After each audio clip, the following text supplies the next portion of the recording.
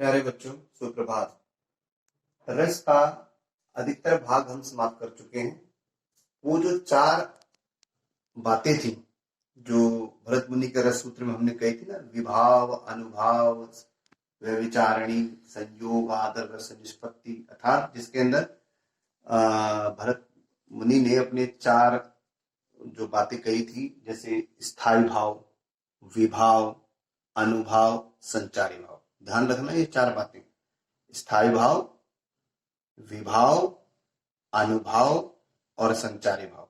संचारी भाव को व्यभिचारी भाव भी कहते हैं, जिनकी संख्या 33 है, जैसे हर्ष, चंचलता, ठीक है ना, इस तरह से इत्यादि जो हमारी 33। अब हम बात कर रहे हैं इन चारों को। हम किसी भी, ये चारों चीजें आपको गाने में मिल जाएगी, किसी कविता में मिल जाएगी, या किसी पाठ के अंदर मिल जाएगी। मैंने बताया था ना, समस्त जो साहित्य, जो गद्य और विद्य में जो बटा पड़ा है, पटा पड़ा है, उसकी अभिव्यक्ति ही रस है। तो इन चारों के माध्यम से, जैसे हम चश्मे से इसको ठीक ठीक देख पा रहे हैं, उसी प्रकार से हम इन चारों से रस के आनंद को प्राप्त होते हैं। अब वो चार चीजें हमने बता दी थी, इसके अंदर भी आ रखी हो। आप एक उदाहरण के द्वारा मैं आपको बताऊंगा। राम को रूप निहारत जानकी, कंगन के नग में परछाई। अर्थात राम सीता वहां बैठे हुए हैं विवाह मंडप में, और जानकी यानी कि जो सीता माता है, वो अपने नग में, नग होता है ना पहनते हाथ में, उसमें राम के रूप को देख रही है। राम के रूप को देख रही है। याति सवै सुध भूद गई, कर टेक रही पल टारत नाही। और वो नग में ही भूल गई कि वो सब कुछ भूल गई है। वो ये भी भूल गई है कि वो कहाँ बैठी है, क्या बैठी है, और वो लगातार उसी में राम के रूप को निहार रही है।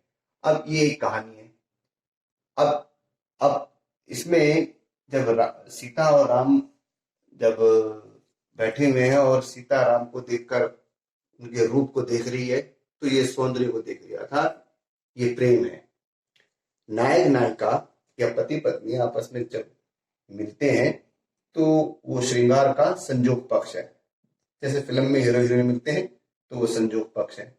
ये श्रृंगार भाव रति है और रस श्रृंगार है। तो अब इसमें ये देखने के बाद, जब हमने इसको इतना पढ़ लिया, इतना लिख लिया, तो इसमें देखेंगे क्या हो रहा है। स्थायी भाव क्या है? स्थायी भाव रति है, प्रेम, नायक और नायिका, पति पत्नी, इसी को स्थायी भाव बोलते हैं और यही श्रृंगार है।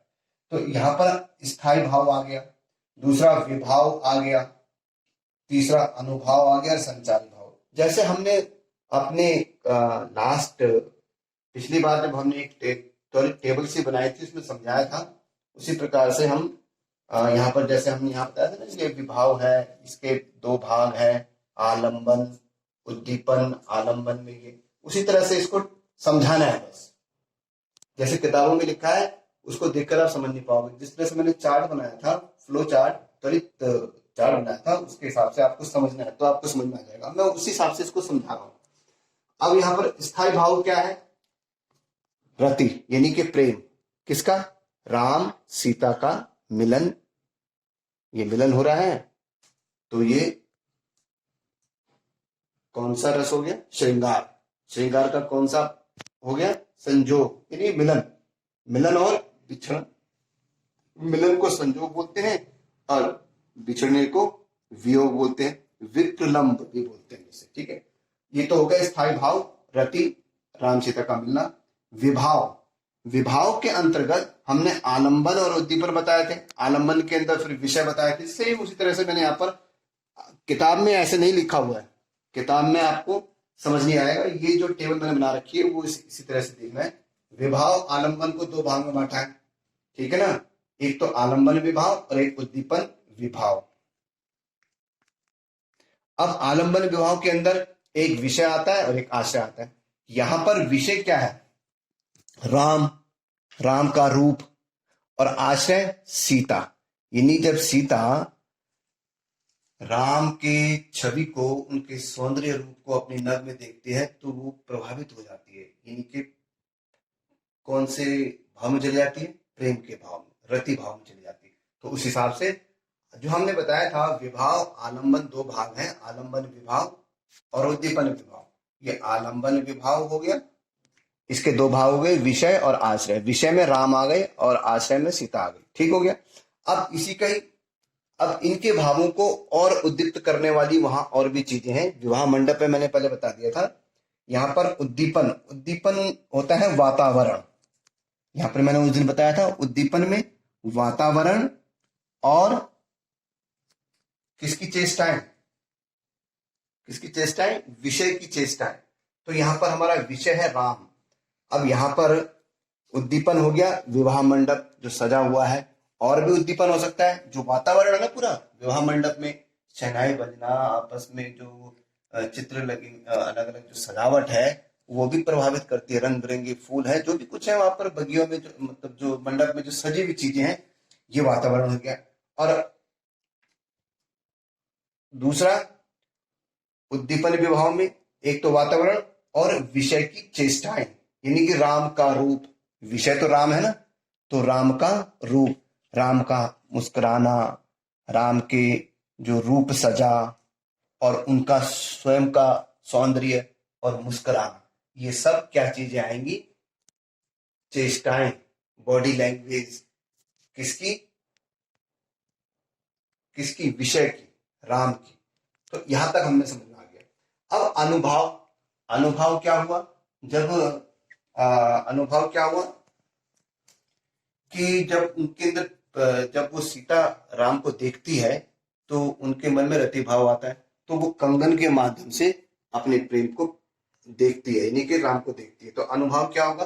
कंगन नग में राम के सौंदर्य को देखना, नग में, कंगन के नग में राम के सौंदर्य को देखना, ठीक हो गया। अब संचारी भाव क्या हुआ? अब जब वो देखती है तो इसके साथ साथ कुछ छोटे मोटे हल्के फुल्के भाव आते हैं, जो उड़ते गिरते बढ़ते रहते हैं, जो विचरण करते रहते हैं रास्ते में। मैंने बताया था ना, ये सबके साथ आते हैं। तो इसके साथ भी आए, जैसे मुस्कुराना, कुछ समय के लिए वो मुस्कुराती है, चंचलता आंखों से देखती है, उत्सुकता बढ़ जाती है मिलने के लिए। तो ये है आपके संचारी भाव। ऐसी एक किताब में से मैंने ये लिखा हुआ है, एक जंगल है तेरी आंखों में, मैं जहां राह भूल जाता हूं। क्या बोला मैंने? एक जंगल है तेरी आंखों में, साफ साफ नजर नहीं आ रहा है, मैं पढ़ रहा हूं, ध्यान से देखना ना, चौक में थोड़ा सा बस है। मैं, एक जंगल है तेरी आंखों में, मैं जहां राह भूल जाता हूं, तू किसी रेल सी गुजरती है, तू किसी रेल सी गुजरती है, मैं किसी पुल सा थर्राता हूं। अब ये देखो, देखने में थोड़ा हास्य भी आ रहा है, लेकिन क्या है? एक जंगल है तेरी आंखों में, उसके आंखों में क्या है? जंगल, और मैं जहां भूल जाता हूं, यानी कि यहाँ पर नायिका का सौंदर्य का वर्णन है कि जैसे घने जंगल में आदमी गुम हो जाता है, वैसे तेरे रूप सौंदर्य में मैं गुम हो गया हूं, भूल गया हूं अपने आप को। और तू किसी रेल सी, और जब तू मेरी आंखों से सामने से किसी रेल सी गुजरती है, जैसे आंखों से रेल गुजरती है तो आदमी थर थर कांपता है ना, और जब तू आंखों के सामने से गुजरती है तो मेरे दिल की धड़कन बढ़ जाती है। अब ये श्रृंगार है, श्रृंगार का कौन सा पक्ष है? संजोग पक्ष है। तो इसी प्रकार से यहां पर लिख देंगे हम। कोई भी गाना लीजिए, कोई भी गाना प्रेम का, गाने, गाना भी प्रेम का संजोग में भी है और वियोग में भी है, ठीक है ना। फिल्मी गाना तो हम इसी तरह से उनको भागों में, उसका स्थायी भाव, उसका विभाव, विभाव को हमने दो भागों में बांटा था। आलंबन विभाव जिसके अंदर आश्रय और विषय आ जाएगा, उद्दीपन के अंदर वातावरण और विषय की चेष्टाएं आ जाएंगी, फिर अनुभाव यानी इस तरह से, और फिर संचारी भाव। हर एक उसके अंदर, रस के अंदर ये ही चीजों को हमने बताना है, डिफाइन करना है, समझाना है। आप गाने को भी ले सकते हैं, आने से उसके आए बाहर, जाने से उसके जाए बाहर, बड़ी मस्तानी है मेरी महबूबा। अब यहाँ पर ये है तो प्रकृति चित्रण, लेकिन यहाँ पर कभी नायिका के लिए क्या रहा है? आने से उसके, यानी कि उसका सौंदर्य का रूप का वर्णन है। तो यहाँ पर हम इस तरह से भी कह सकते हैं। कोई और भी गाना ले सकते हो, तेरे नैना बड़े, क्या है वो, नैना बड़ी बेईमान रे, इस तरह से भी ले सकते हो। तो ये सौंदर्य की जो रस की कविता है और ये ले सकते हैं। दूसरा, वीर रस के अंदर भी इसको ले सकते हैं। वीर रस के अंदर, वीर तुम बड़े चलो, धीरे तुम बड़े चलो, सामने पहाड़ हो, सिंह की दहाड़ हो, तुम निडर डटो वहीं, तुम निडर हटो नहीं। ये वीर रस की कविताएं हैं। तो वीर रस की कविताओं के अंदर भी आपने स्थायी भाव क्या आ जाएगा, उत्साह। ठीक है, वीर रस की कविता में उत्साह आ जाएगा और इस प्रकार से विवाह यहाँ पर से इसका वातावरण वगैरह चेंज हो जाएगा। ठीक है,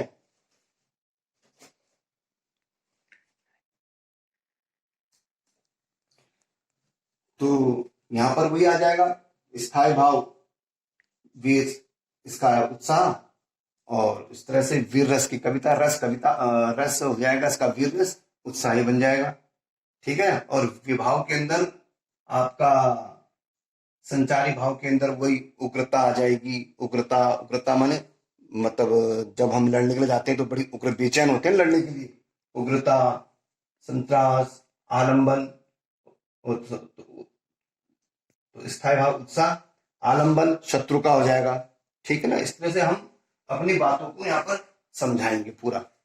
और ये चार बिंदुओं को हमने हर एक के ही रस के साथ समझाना है, बस इसी तरह से लिखना है जैसे मैंने आपको समझाया। किताबों में मिक्स कर दिया है, समझ में नहीं आया है, तो इसलिए आपको अलग अलग डिफाइन करके ऐसे भी लिख दोगे तो बात ठीक है। तो आशा करता हूं कि आपको ये जो चार चीजें हैं भरत मुनि के सूत्र के अंदर, विभाव, अनुभाव, व्यभिचारिणी, संयोग, आद्र, रस निष्पत्ति, ये चार चीजें हैं। स्थायी भाव, विभाव, अनुभाव और संचार भाव, इनका प्रयोग करना, इनको देखना किसी गाने में, किसी कविता में, इस तरह से आपको समझ में आ गया। बाकी हम जो कॉन्फ्रेंसिंग वीडियो क्लासेस जो चलाएंगे उसके अंदर आपको अगर कोई प्रश्न हो तो पूछ सकते हैं। धन्यवाद।